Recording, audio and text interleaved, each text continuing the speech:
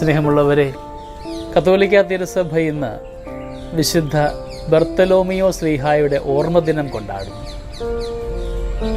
ഈ അപ്പസ്തോലൻ്റെ വലിയ നന്മയും ചൈതന്യവുമൊക്കെ നമ്മുടെ ജീവിതത്തിൻ്റെ ഭാഗമാക്കുവാൻ നമുക്കിന്ന് പ്രത്യേകമായിട്ട് പ്രാർത്ഥിക്കാം. ഗലീലയിലെ കാനായിലാണ് വിശുദ്ധ ബർത്തലോമിയ ശ്ലീഹായുടെ ജന്മദേശം. സുവിശേഷകന്മാർ തിരുവചനത്തിൽ ശ്ലീഹന്മാരുടെയൊക്കെ പേര് നൽകുന്ന വചനഭാഗത്ത് 6-ാം സ്ഥാനത്താണ് ബർത്തലോമിയ കടന്നു വരിക. ഫിലിപ്പിൻ്റെ പേരിന് ശേഷം ബർത്തലോമിയ കടന്നു വരുന്നു.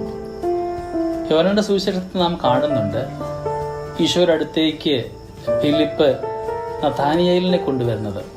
ഈ നഥാനിയേലാണ് ബർത്തലോമിയ എന്ന് വിശ്വസിച്ചു പോരുന്നുമുണ്ട്. ബർത്തലോമിയ എന്ന പേരിൻ്റെ അർത്ഥം തലോമിയായുടെ പുത്രൻ എന്നാണ്.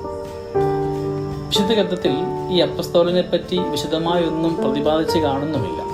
എന്നിരുന്നാലും അദ്ദേഹം ഇന്ത്യ, മെസൊപ്പൊട്ടേമിയ, പാർഥ്യ, ലിക്കോണിയ എന്നീ സ്ഥലങ്ങളിൽ സുവിശേഷം പ്രസംഗിച്ചതായിട്ടും വിശുദ്ധ മത്തായി ശ്ലീഹായുടെ സുവിശേഷത്തിൻ്റെ പകർപ്പ് കൊണ്ടുവന്നതായിട്ടുമൊക്കെ ചരിത്രകാരനായ യോസേഫൂസ് വിവരിക്കുന്നുണ്ട്.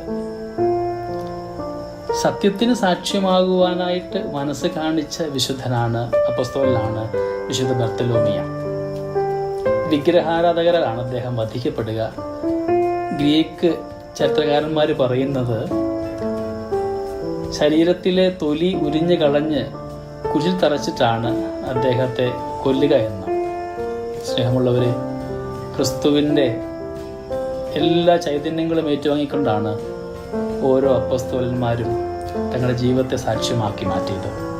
നാം ആയിരിക്കും ജീവിത മേഖലയിലും സാക്ഷ്യമാകുവാൻ പ്രതിബന്ധങ്ങളും സങ്കടങ്ങളും ഒക്കെ കടന്നു വരുമ്പോൾ വിശ്വാസ പാരമ്പര്യങ്ങൾ നഷ്ടമാക്കാതെ, ആധുനികതയിൽ മുഴുകിപ്പോവാതെ ക്രിസ്തുവിന് സാക്ഷ്യമാകുവാനും സാക്ഷ്യമേകുവാനും നമുക്ക് നമ്മളെ തന്നെ ഒരുക്കാം. വിശുദ്ധ ബർത്തലോമിയയുടെ ഈ ഓർമ്മദിനം നമുക്ക് അനുഗ്രഹത്തിൻ്റെ ദിനമാക്കി മാറ്റാം.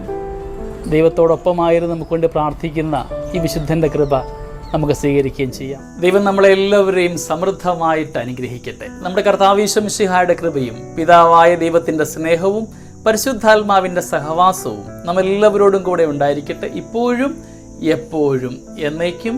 ആമേൻ.